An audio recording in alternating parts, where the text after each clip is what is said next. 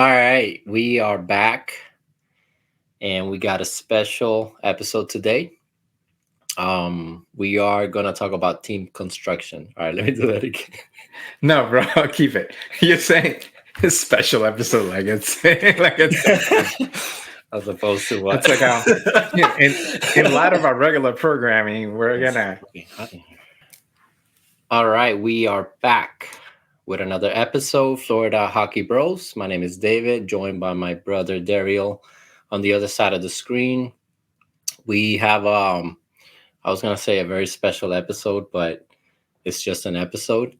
Um, we're gonna talk about team construction and playoff success and how those two things relate, especially when it comes to the playoffs. Right? We were just talking before we started recording, and you were kind of going off about how fun the playoffs are in the NHL, and I think it's because of how different it kind of feels once you get into the playoffs, as in contrast to the regular season, where a team that we always reference, the Maple Leafs, can have a great regular season, even though they haven't won the division in like forever, and yet they kind of shit the bed in the playoffs.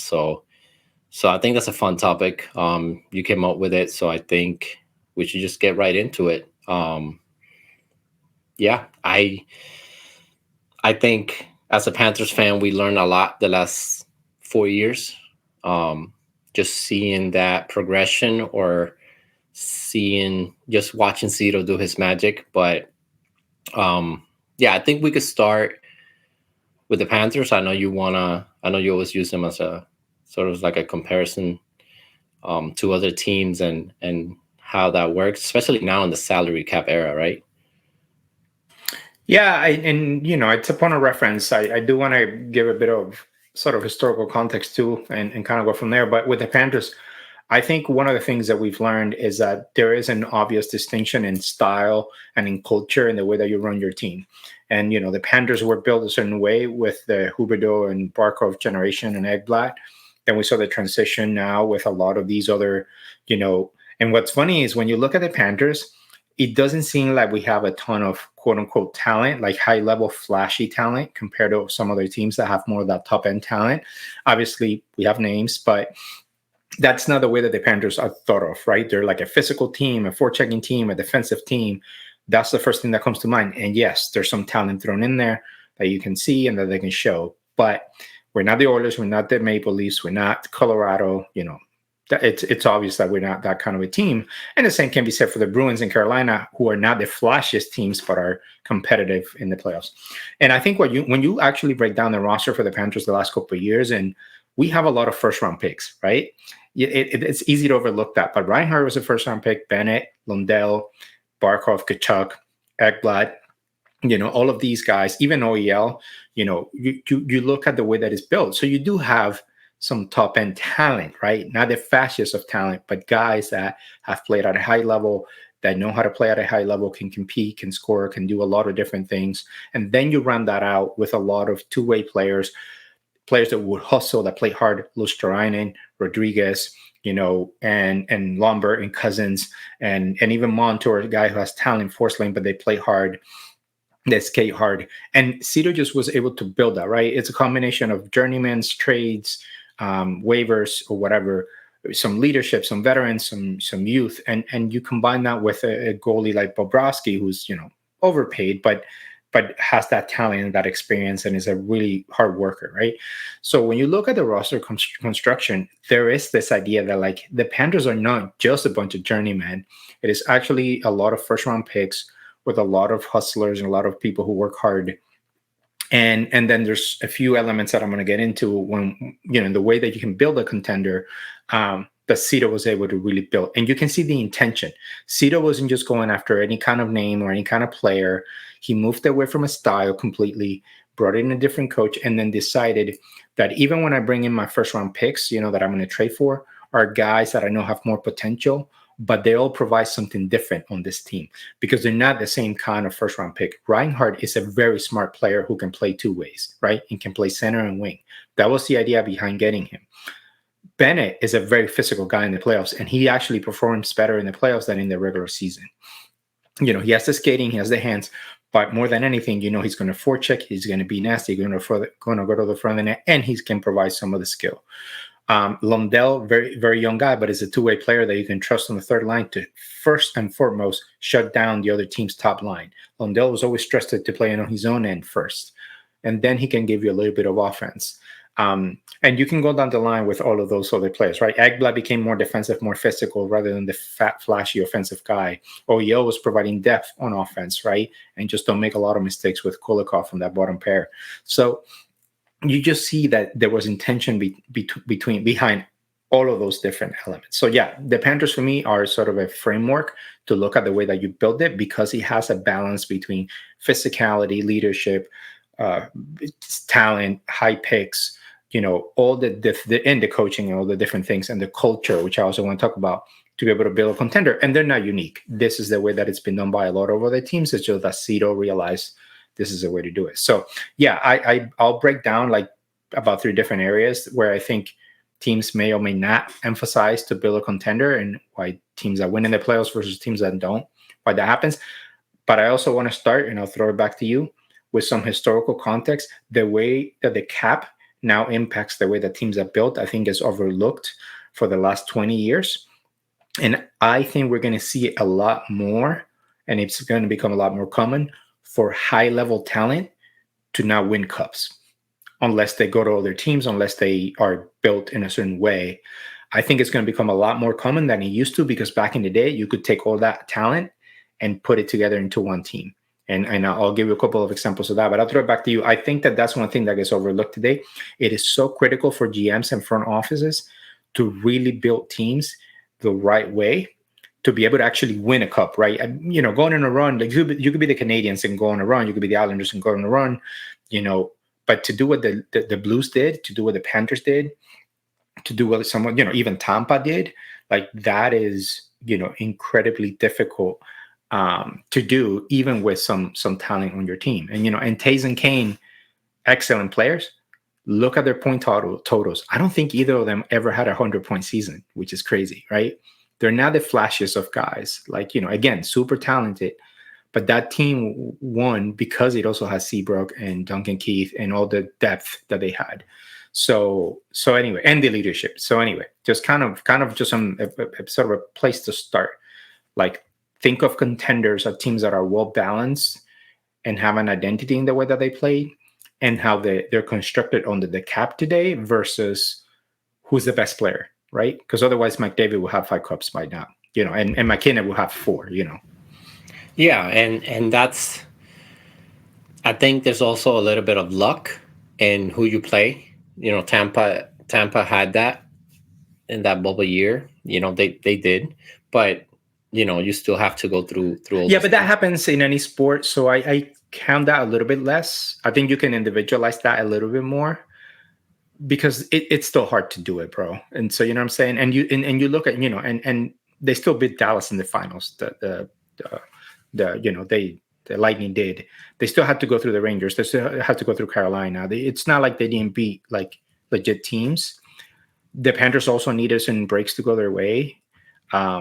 So I'll account for that a little bit less, because you cannot control who you play. It's more about, do you give your team structure a chance to actually do that, to actually with the other team? Well, I was gonna say, in terms of who you play, etc. That's a different topic. But what I mean to say when I talk about luck is in, if you're using the Panthers example, when they went to the finals the previous year, that was a huge surprise. And Cito spoke at the beginning of that season, talked about being more of a transition year. He knew that team could not contend, especially in the playoffs. And then once that happened, and Maurice saw how they got there, which was by being extremely physical, forechecking, playing right, right on the line in terms of being dirty. Let's be honest. They didn't replicate that exactly the following season last year. They sort of just learned from that. And the Panthers probably won a cup, 2-3 years before they should have, based on the talent that they have, etc. So that was kind of my point with the luck. Yeah, that the opponent thing shouldn't really factor into it, but matchups do matter, as they happen to the Leafs with the Panthers and the Hurricanes with the Panthers. Those little things do matter. But in terms of team construction, especially in the salary cap era now, I don't know how much GMs are thinking about that type of thing instead of just let's extend our top 2, 3 players. Let's see if we can get a good goaltender and let's just try to win um, in the playoffs. I think, if the Oilers learn anything about what they just went through in the finals, is to not look at those 3 games where they dominated on offense, but to look at how they lost and what they can do different instead of just throwing McDavid and Draisaitl out there for 17 minutes out of 20 in the third period, to the point where they can't, those last 5 minutes, there's nothing they can do because they're exhausted. Maybe you can look at, how to get your third and fourth line to maybe wear out the other team a little bit more, which is kind of what the Panthers would do. Matthew Tkachuk mentioned this, as far as just going out there in the first period and just hitting and wearing out your opponent, even if you go down a goal. Yeah, there's so many little factors, and that's why it's so fascinating. It's so different than any other sport, where you could have, in the NBA, you have the 2 best players or the 3 best players, you're going to win most likely. In baseball, if you have, 2 pitchers that are lights out, you're going to win most likely. Where, to your point about McDavid in the NHL, that's why we're talking team construction, because you kind of need the whole thing. Yeah, and I think that I'll sort of start from this place of context, because I do think that this is where we nerd out a little bit, but this is part of the reason to do this channel, is to dig into how we understand the game, right, and the sport. And when you look at history, and this is true of the NBA too, but in hockey specifically, it's easy to think about the great players and the champions and the run, the Islanders winning 4 cups in a row or whatever it was, and then the Oilers dominating the 80s, and then even Montreal, and then the Detroit Red Wings, and all these dynasties that we think of. And what we forget is that the cap was a different structure back then. And you look at the rosters, bro. I gave you an example yesterday of 1983-84 Oilers, right? And historians would know that, the fans of hockey back then. But back then, that team had 5 guys with basically over 100 points. Glenn Anderson had 99, and it was the 5th highest scorer. And it was a young team for that year. It was 23, 22, 23, 23. Everybody was very young, but these guys, the goaltending wasn't as good in terms of what they were going up against. And you could load up a team with Hall of Famers, like 5 of them, right? And go against other competition and dominate, because you could run those top 2 lines, and and a lot of other people couldn't match up as much, and then you just had some bruisers down the line. The goaltending that year for the Oilers, the save percentage combined for the 2 starting goalies basically that they used the whole year was .883. Today, that wouldn't even get you into the playoffs, right? Like, no way, like mathematically impossible to get into the playoffs if your goaltending for the year was .883 today. That speaks to the lack of scoring, because there's a lot more parity in the league. It's just a lot harder than it used to be. Now you don't have Gretzky putting up 200 points and Mark Messier on the same team, and Paul Coffey, putting up over 100 points as a defenseman. Incredibly hard to do today, because again, more parity. The goaltending is just better. The goalie equipment is bigger. As sports science has advanced, it's a natural evolution of a sport. And again, I'm not trying to compare eras. I'm trying to compare team construction. The 1992 Penguins, Mario Lemieux and Kevin Stevens over 100 points each. But then you had Joe Mullen, Larry Murphy, Mark Recchi, Jeremy Yager being a rookie on that team. Paul Coffey was on that team. Ron Francis was on that team. Rick Tocchet was on that team. Brian Trottier was on that team. Phil Burke. You go down the line, of the players that they had. And you start to see that. And the same save percentage, Tom Barrasso, .885, bro, that year. And the back was .889. Very different league back then. You couldn't win that way today. You couldn't load up your team, and now you just don't have enough money to load it up that way. And Maurice talked, the last example that I'll give, or there's a couple. One is Maurice talked about how when he went to the finals with the Carolina Hurricanes, the first time that he coached them, the first stint that he had there, he went against the Detroit Red Wings. The Detroit Red Wings top six forwards, the money that was being spent on the top six forwards was the same as the entire budget for the whole team that Maurice was coaching. That was the level of disparity. That would never happen today, right? I mean, we talk about the Leafs taking up too much cap space on the top 4 or 5 or whatever. Like, the top 6 forwards for the Red Wings made the same amount of money that all the 12 forwards and 6 defensemen and goalies for the Hurricanes. Maurice had no shot, right, as a coach against that team, and they were lucky to win a game in that final. But we just judge Maurice as a coach, or you only got to finals, you couldn't win, or whatever. And you don't look at the rosters that he coached. Look at the roster that he coached with Toronto. Look at the roster that he coached with Carolina. Even with the Jets, the first time he went to a conference finals, there were a bunch of kids. You can, that is overachieving, you could argue, given the roster that you have compared to the teams you're going up against, in a lot of those years. And you look at Quenneville, I'll tell you, Joe Quenneville, before he went to the Blackhawks, which was also kind of a loaded team and a generational team that in those 6 years made 6 straight conference finals and 3 other times made the finals and won. Before he got there, the first 10 years in the league that he coached, he learned how to coach by coaching Colorado and the Blues. In those 10 years, he made the playoffs 9 times. 2 times he made the conference finals, never went to a final. I told you yesterday, I'm just going to read it for the people listening to this. Here are the list of names that he, in those 10 years, in those 2 teams, that Quenneville learning how to coach in the NHL, basically, was the first 2 stints in the NHL before he became a champion coach, a legendary coach. Here are the list of names that he coached in just 2 teams. Brett Hull, Pierre Turgeon, Al McInnes, Chris Pronger, Joe Sakic, Rob Blake, Milan Hedjuk, Alex Tanguay, Andrew Brunet, Patrice Brisebois, Doak Wade, Keith Tkachuk, Pavel Dimitra, Scott Young, Corey Stillman, Scott Mellamy, Ray Ferraro.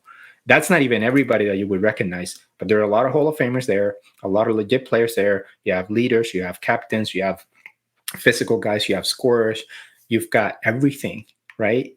Look at those names that he was coaching. One, he learned how to coach those kinds of teams. By the time he got to Chicago, he could coach a contender, right? Because he had learned how to do that and never made it finals with all those names. Never made it finals, and I think only a couple of conference finals. Now, is he a bad coach because of that? No, he made the playoffs 9 out of 10 years.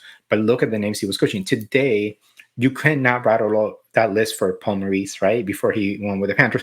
You cannot rattle off that names for a lot of coaches, And that is why today is different and a lot harder. And therefore, a lot more important for teams and GMs to make the most of their rosters, from draft picks to what you can find in the discount bin, to free agency, to your leadership, to getting the most out of your contracts. And it's not a coincidence that the Panthers have made the finals back-to-back in this new, salary cap year, with the cap not even going up for a few years, which made it even more obvious that it's really hard, by being the first, being voted number 1 GM, by making the most out of every contract that you have in the team. For the last 2 years, the Panthers are number 1 in the league at getting the most value out of all the contracts as a team. And therefore, you find the success, right? And if you look at some of the other teams that are getting the most out of the contracts, they tend to at least have some playoff success. So yeah, just kind of pause there, but just context that we forget. It's easy to name names, easy to say who's been a champ, who's got a bunch of rings, forgetting that today, your stars, Jack Hughes and Celebrinis and Austin Matthews, and until yesterday, Tkachuk and Barkov and all these guys, unless your GM and your team are willing to build a team a certain way, it's just going to be really hard to do, because you're not going to be able to keep all those young guys that the Devils have together. They cannot keep them together. Look at Buffalo. Look at eventually you lose people. Look at Carolina. You have to lose some people, right? You cannot keep the great talent and attract more high-level talent. So, we have to be real about that, and therefore pay close attention to how your team is built and whether or not your team then can actually compete in the playoffs. Yeah.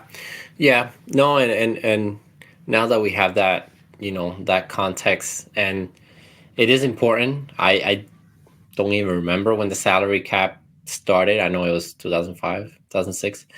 But it's something that you don't really think about too much. You sort of just look at who wins, who loses, and just go from there. So I think it's an important conversation. So I guess my question would be, where would you start, right? I know drafting, it's very important. But let's say, you're just retooling, you already have a decent team. How do you go about building a true contender for the playoffs? Does it start with coaching? Does it start with, making the right moves at the deadline? Where would you start if you were? Yeah. I actually think that a very basic thing, which is what the first thing Maurice did, is you have to have the right kind of leadership and culture in terms of what your players are willing to do in the playoffs. And you see that with, it's no coincidence that you hear stories in the Blackhawks that Jonathan Toews and Duncan Keith will yell at players in the locker room. And when guys weren't playing hard, they had accountability in the room. And a lot of the coaches would tell you, even Claude Julien said this about the Bruins, right? That won the cup. He said, when I came to the room, the guys had already said what needed to be said. And then it was a lot easier for me to go in and then say what I had to say. And I'm sure that for Quenneville, it was a lot easier. He's a strong coach, a leader, and all that stuff, back then. But he had a room where the accountability was already coming from the players. And it's not just about yelling at people. Every team is different. The Panthers, I don't think, had that culture where players were like yelling at each other. But what you had is you have Tkachuk being an instigator, going to the front of the net, getting punched in the face and going out there and going and getting physical and hitting the guy again. That's the guy who's getting paid the most money, right? With Barkov, never cheating on defense, always playing defense, always going out there, always being on the boards.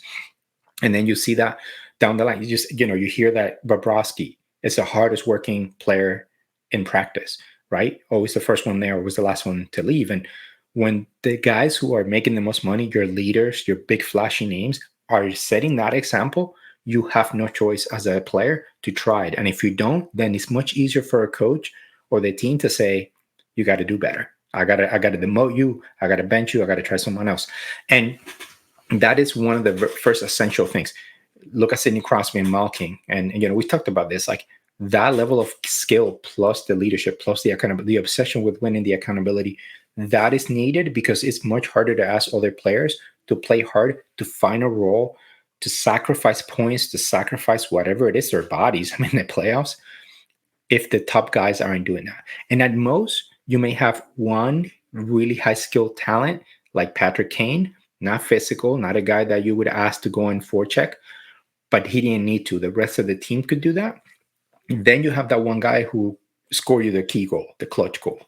So, in terms of how you have that leadership, you, again, maybe can get away with having a player, maybe two, that are mostly like flashy or skilled and not maybe sacrificing their body and maybe being protected. The way that Gretzky was a little bit protected physically by all the players around him.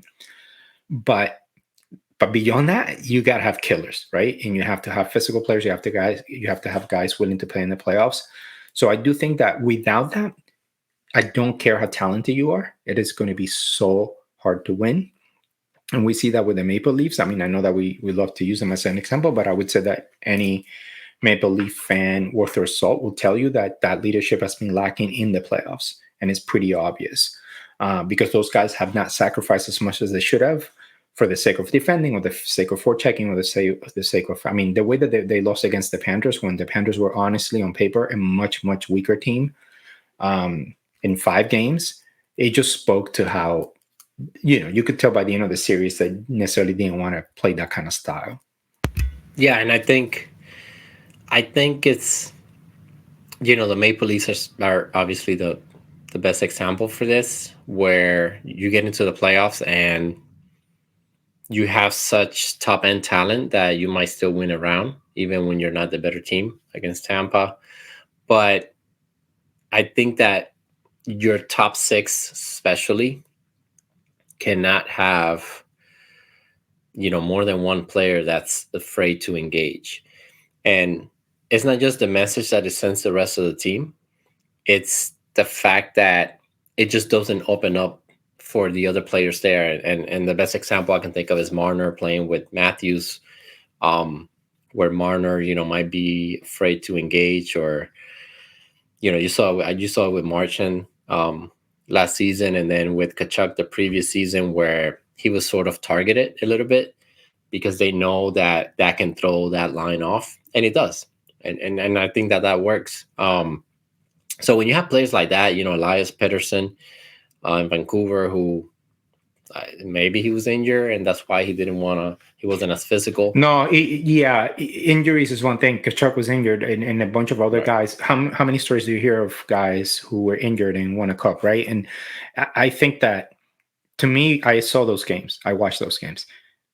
He is not. He doesn't like the physicality and the contact. He tries to avoid it, and there were some games where he kind of got in there. But the thing with the playoffs is you have to do that every game, every shift. Even if it hurts, even if that shift you don't get a shot on goal, or even like, don't get to do anything that you like normally to do as a player. So anyway, to me, that's the difference. It's not just hitting people. It's not, you have to forecheck the hell out of everybody. So you have to engage. Verhaeghe's always chasing pucks like a hound on the boards. He thrives on it. He loves that shit. He could just be an open ice skater. He's a super fast skater. He has a great shot. That could be, he just be like, or cheating, trying to, way by the blue line to go on a breakaway. Panthers barely go on breakaways because they don't cheat. And why does Verhaeghe go? He loves the forecheck, even though he's not a naturally like forechecking player. But he was built that way in the fourth line in Tampa, because he was a fourth liner when they won the cup. So when Cito brought him in, he knew he was bringing a guy with skill that would play that kind of style. Put him with Kachuk for a reason. Put him with Bennett for a reason. Again, team construction. But it takes that leadership. The player has to be willing to play that way, even when his skill set says, I don't, kind of in the regular season, don't want to do that. Yeah. So I think I would start there. If I'm just looking at what Cito did with Hoover, though, that's what I would start. I would start and say, okay, do I have a clear number one, number two guy that's going to lead the team when it really gets tough? Do I have any two-way players that I can put in my top six that are going to carry the team if needed for a period? All the little things matter, and I just think that that's where I would start. To my question, I think that was the start of everything, because we already have Bobrovsky, and what did that get us those first couple of years before Kachuk came in, before Cito came in?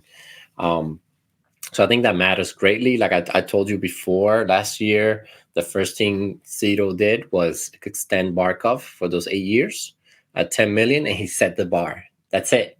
This is our number one center, 10 million. No one's going to make more than him going forward.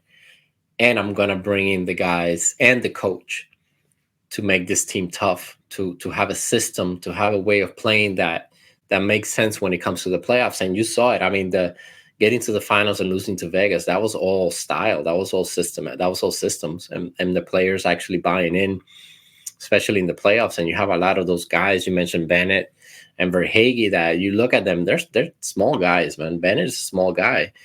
And yeah, he'll mess you up, man. Players are afraid of Bennett. So I think that matters. And that's why we were using the Panthers so much as an example. You see it with the Stars a little bit, where maybe they just need a little bit more maturity. They have, big guys, they have skill guys, they have the right coach, they have a really good goaltender, but they just couldn't get over the hump. And it's hard, man. It's hard. It's not like the Panthers blew every team away, Even if you win in 5, those can still be very tight games.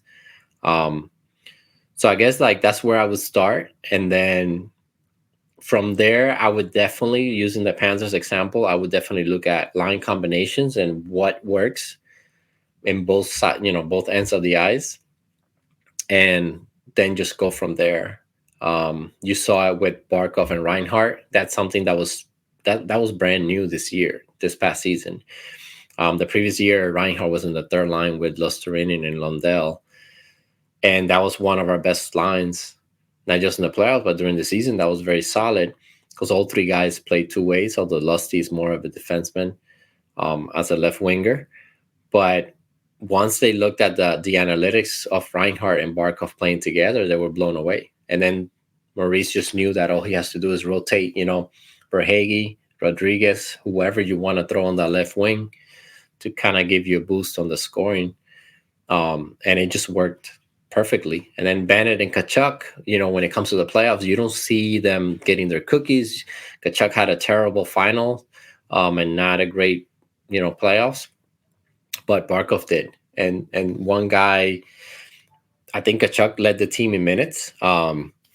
So that just tells you everything you need to know, like what their actual role is in the team. And to your point earlier, and I think we can kind of get into this, unless you want to keep going with different points, but the whole like 100-point season thing, 100-point player thing is extremely overrated. You don't need to have a single player to give you those 100 points. Bro, this is what people don't realize. So we'll talk about this second. So I think leadership is part of it. Part of it is what you're talking about is like, I guess to me, is roster construction, like the way that you play and the way that your team is built to be able to succeed in the playoffs. Nathan MacKinnon is 28. He's been in the league for 11 years. His team has made the playoffs, I think, 8 out of those 11 years. And he puts up a lot of points. He's got 25 points in 15 games, 15 in 10. He scores in the playoffs. He scores in the regular season, obviously. We know that, right? He's got 1 finals appearance and 1 cup, right? And one other conference finals. And the rest of the time, didn't go as deep. And he's got McCartmer there for the last 5-6 seasons. He's got Ranton in there. And then you go to McDavid. 8 seasons in the league, has made the playoffs 6 times, 5 years in a row. Scores it. I mean, he had 33 points in 16 games, 20 points in 12 games. In this season, 42 points in 25 games. He's got Draisaitl there putting up a bunch of points. 1 finals appearance and not a cup yet, right? And been in the season and in the league for that long. And then you go down the line and you can find a lot of examples of very skilled players. Obviously, Toronto doesn't put up as many points in the playoffs, but you see these guys that should be winning more. But then you look at Sidney Crosby. Look at Crosby. He was not always the best player in some of the series that the Penguins won. Sometimes he was Malkin. Sometimes he was Letang. You know what I'm saying? And then you also had seasons where Letang was injured and they still won. You had Tampa. Stamkos was out for almost like an entire run and they still won, right? Because of the way that the team was built. There were other things that fell into place. And that doesn't mean that those players don't have value. I mean, they obviously have tremendous value. The 2 years that the Penguins won back-to-back, 24 games each season, the first run that the Penguins had that they won, in 24 games, Crosby had 19 points and was a -2. And in the second run, he had 27 points in 24 games. That's kind of like what Tkachuk has done or Barkov has done in the runs, right? And so you're not seeing the 40 points in 20 games. You're not seeing the, 27 points in 10 games, like, whatever, like that crazy scoring. It isn't just the scoring that wins you, right? And there are more examples to me of a balanced team or even a secondary player or a line that I'll get into the line construction because that's my last point. But to me, the way that you are constructing your teams with the players and the emphasis, like you said, are you willing to play 2 ways? Because you know what Crosby was doing in those playoff series? He's forechecking. He was defending. He was battling on the boards. He was doing dirty stuff. He was getting in people's faces. Malkin was doing the same. That, to me, is as important in a playoff series, right? And all you need is the key goals, right? Versus like a bunch of points, just collecting points because you're out there, like you said, every other shift. Yeah, and I guess that's where the balance comes in, right? That's why McDavid, he won. He was the best player in the finals overall, and the team still lost, and they lost in 7. Because they went off on those 3 games out of desperation, and I think the Panthers was very nervous. But that's where like the balance comes in, and you don't have to have all these names or anything like that. You just got to have an identity. But I think as a team, you have to have an identity. To your point, I think going back to the Leafs, what they're trying to do is they almost have like these lines with specific identities. Like every line has a different identity. The third line is like the young kids trying to score and they play hard, whatever. The top line has Matthew Nice, who plays really hard. He's kind of like that Verhaeghe type of guy, except he's bigger, but slightly different style. He's very skilled, a very good puck handler. And then you have Matthews, who's like a one-timer, a sniper type of guy that's just going to score. He's big. He has a hard shot. He's very accurate. Even though I don't think he was in the top 5 in shooting percentage. And then you have Marner, who's just going to dance around, find the right pass. So you kind of have 3 different very styles there in that top line that gets you to be very successful in the season. And that's it. Once you go into the second or third line and you're talking about Tavares with Nylander, you lose that. You lose that you lose whatever team identity you have, and it gets to the point where if you're just the top, offensive team in the league, that's not going to do much for you come playoff time when you have to win 2-1 or 3-2, or you need your goaltenders to shut down the other team for a game or two periods. All that stuff matters. And yeah, I think that I was looking at the line combinations now for the Oilers for next year. They're definitely a little bit better balanced. They have a lot of veterans there. So I'm very curious to see them basically trying to do the same thing, or if they're going to actually adjust. I wonder if Knoblauch has that, he actually has the ability to do that as a coach, being so, so new as a head coach. And also with the Predators, what we talked about, getting all these guys and all that stuff, you still have a second-year coach in Burnett who, failed to adjust during the season with the Panthers, that President's Trophy season, which the Panthers should have probably won the cup. Had they had Maurice, they would have won the cup, I think, fairly easily. But yeah, all that stuff matters, man. There's so many examples. Yeah, man. And if you look, and this is the context that I think we again forget, like Crosby, 3 cups, even as a young guy, rookie, he was making deep runs, scoring. He had the 3 runs that he had 1 game-winning goal in one, 3 in the other. Again, Barkov had 4 this run, and Verhaeghe had 6 another run, right? So 1, 3, and 0. The last cup they won. Yes, sir. And again, it's one example of how important he was as a scorer for those. He had a lot of other contributions to the team, but that wasn't the only thing he was providing. And he was playing 19 minutes to 20 minutes a game, right? During the playoffs in those long runs. McDavid's numbers in the playoffs, minutes, 20 over 22, over 22, 30, 23, over 23, almost 24, and 23 this year. And the difference in hockey between 19 and 23, it's a lot of shifts, right? And that's over a whole run, right, in the playoffs. And so that is the difference of like the depth of a team, how a team is constructed, what is expected of a certain player, the roles that they play. So to me, the roster construction and the roles that certain players play gets so overlooked. One recent example that comes to mind, and again, kind of picking on the Leafs here, but the whole Alex Nylander signing, and that may not even come to anything. He may not even play a game in the NHL with them. Maybe he will, or maybe part of the plan is for him to play with his brother, and that'd be kind of a cool story. I'm not trying to poo-poo that. I think it'd be kind of cool. I think it's nice for the fans. You can sell some jerseys. It's part of the business, right? We all need to have a storyline. The Panthers got the Bokus brothers, kind of like the Pullman's version of that. Part of that is nobody care about the Bokus brothers, man. They don't, but it isn't. But I guarantee you that the PR for the Panthers is going to beat the hell out of that narrative all season about these brothers playing together. And when you look at the signing I'm serious. It's part of what you do to entice and to have a new storyline, bro. I mean, I think it's cool, and I am intrigued by them as players. But these are not signings that are going to win you a cup, right? I think this is a transitional year for the Panthers, and they know it.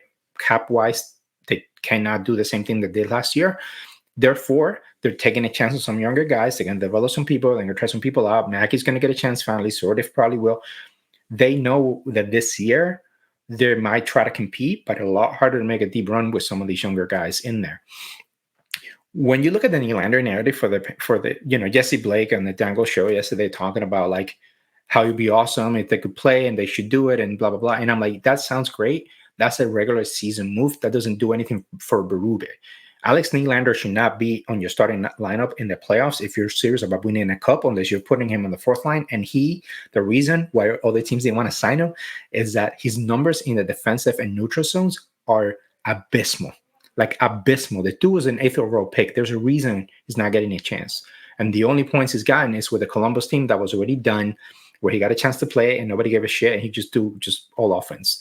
But in a serious team, in a serious contender, that's not a guy you're looking at unless you want to just have some fun in the regular season. And again, I'm not trying to say that you should not have fun in the regular season as a team, but if you're trying to build a contender, if you have legit players on your team that should be able to make a run, and I have to say, a team like the Leafs, even with all the cap deficiencies, they have enough in the tank to be able to make a run if the leaders are willing to fight and willing to sacrifice and willing to do all that stuff and convince some of the role guys. And Jay Rosell said something today that I love in the morning Leafs show, which is what he wants to see this year is the team build something over the regular season, even if, and he said this, even if they struggle, they get fewer points, it's hard, and it looks kind of all over the place, as long as they're trying to move in a certain direction, that by the time they get to the playoffs, what you see from the Leafs in the playoffs, it looks and feels different than what you've seen the last 8 years or 7 years. That's what Maurice did with the Panthers. That's what a lot of these coaches and teams have to do. And that is the perception that fans don't want to hear. You want to have the Alex Nylander and you know, and not everybody does, I know.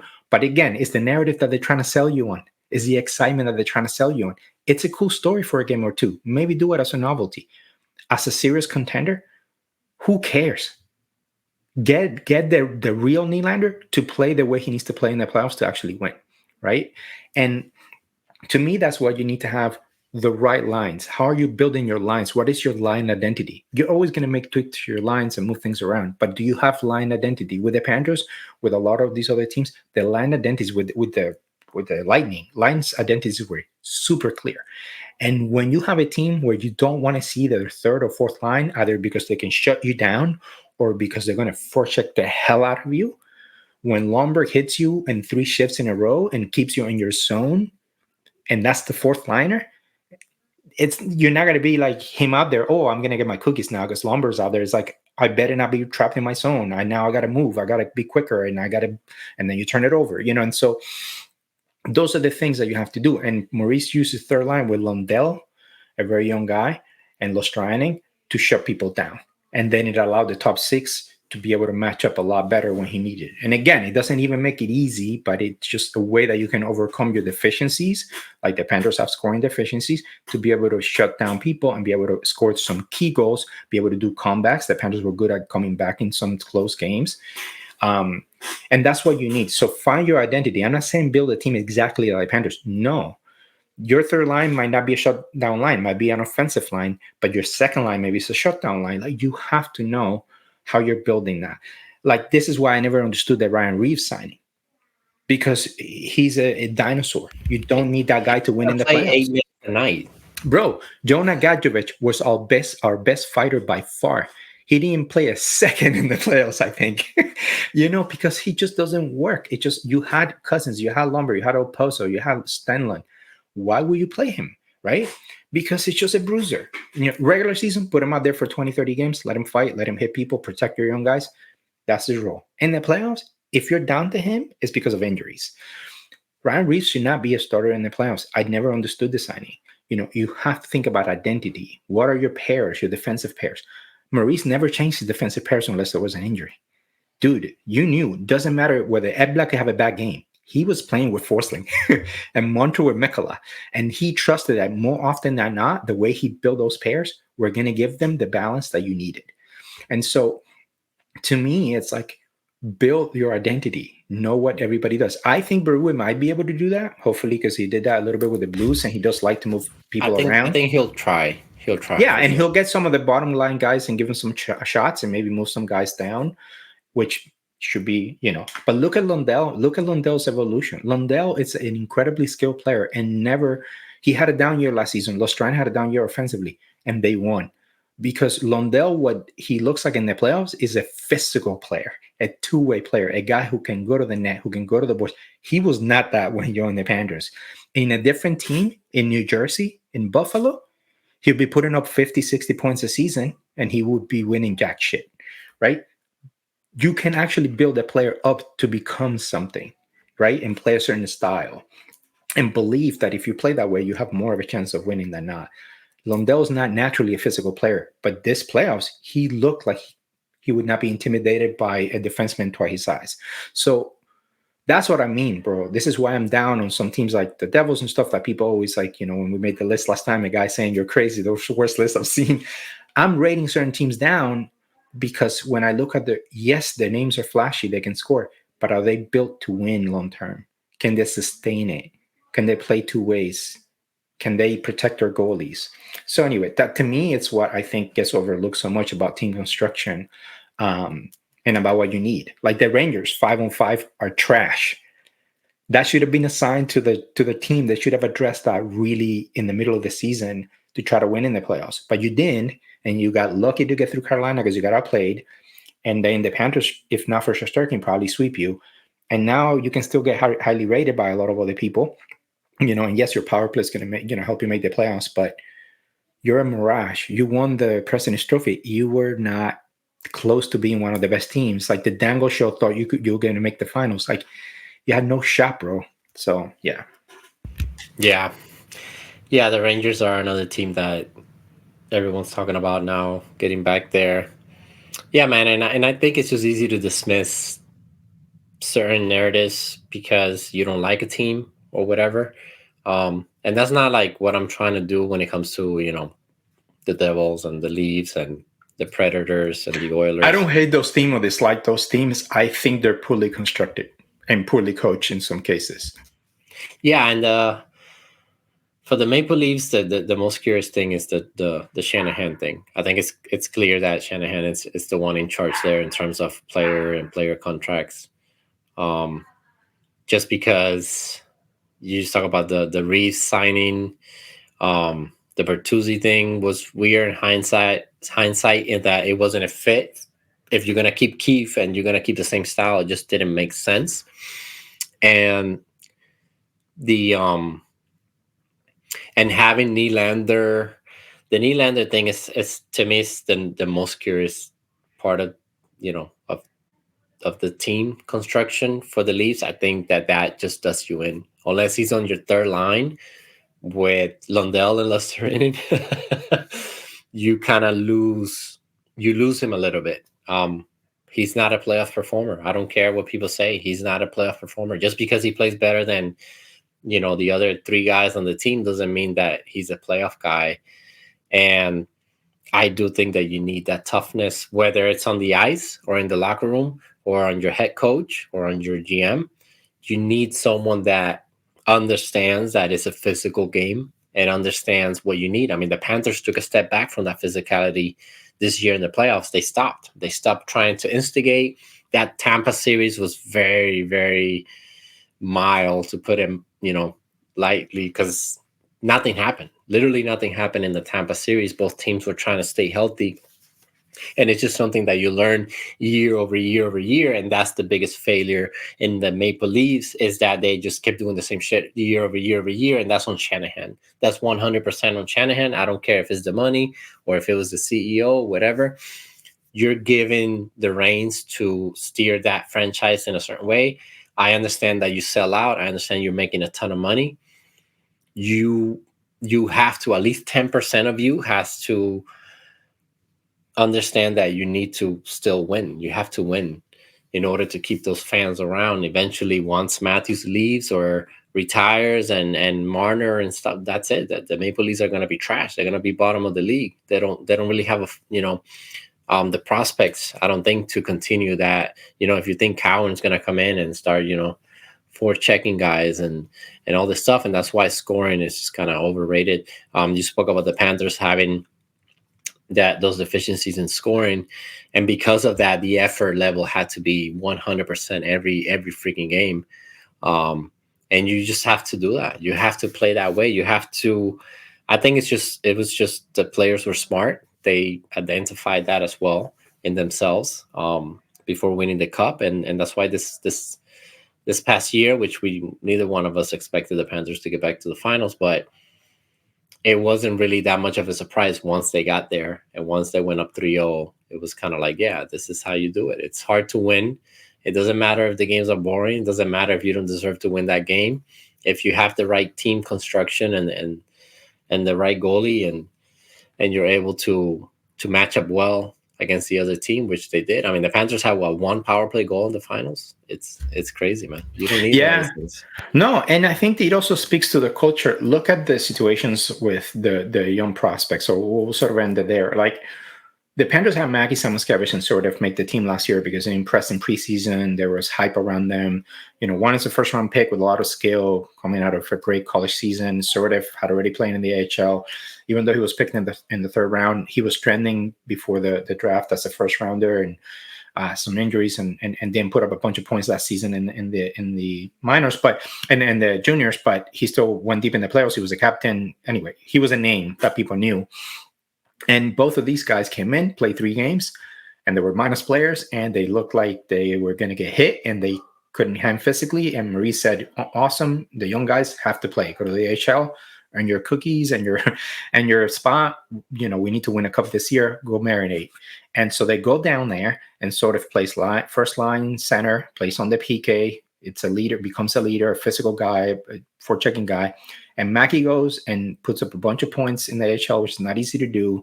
And so being the top scorer for the team, the top point getter for the team, first liner earns it, right? He goes from like looking physically like he got hit in the face, had to miss some games and stuff early on, to being able to battle on the boards, having longer shifts and playing physical style and going to the front of the net, because that's what you're supposed to do. You're still 21, you're growing, and earn your way into the lineup, hopefully this year, maybe on the third line, maybe, right? And you have to still earn it. You have to show that you're ready to play at that level. Nick Robertson in Toronto, it's pouting and wants to be traded. When you look at what he's done, it's like, dude, you scored 15 goals or whatever last year.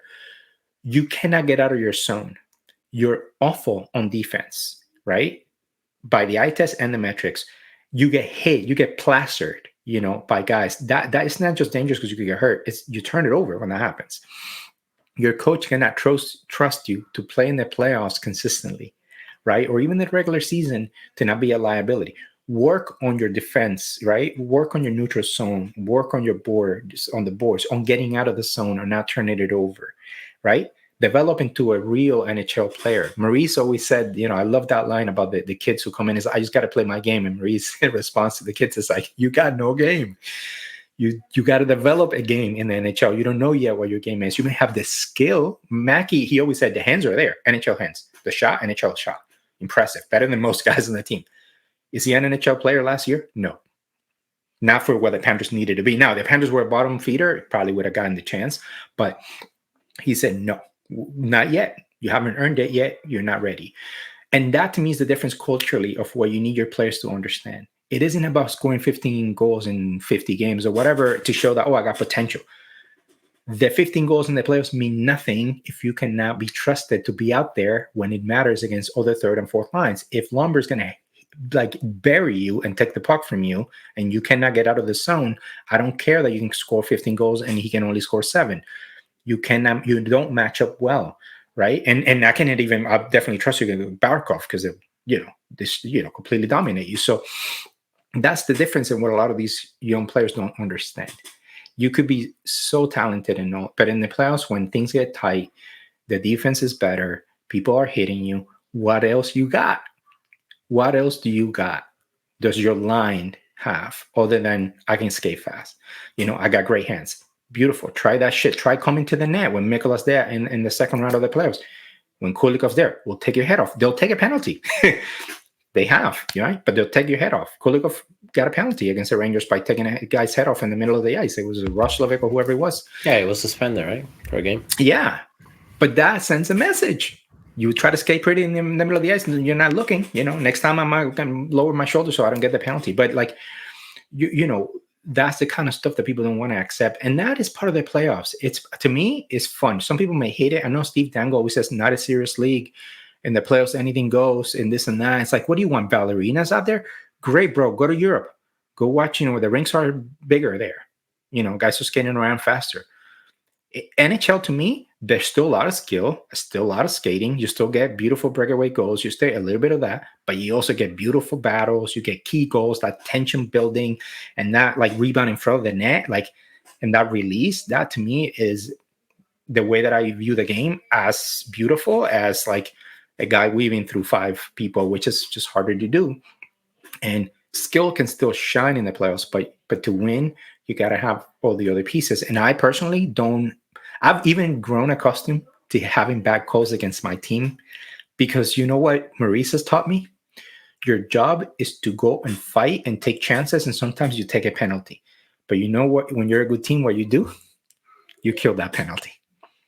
You build a team that has like penalty killing, so your team can dominate physically, and then you kill the penalty. You know how demoralizing that is to a team when you go and hit them in the head, take the penalty, and they cannot score on you on the power play. That is how, again, one way to win. You don't. That is not the only way to win. But what is the version of that for your team, whatever it is, right? Yeah. Either you are so good, like Tampa, unstoppable on the power play in the playoffs, right, and you win the cups, or you're like elite on the penalty kill, like the Panthers were.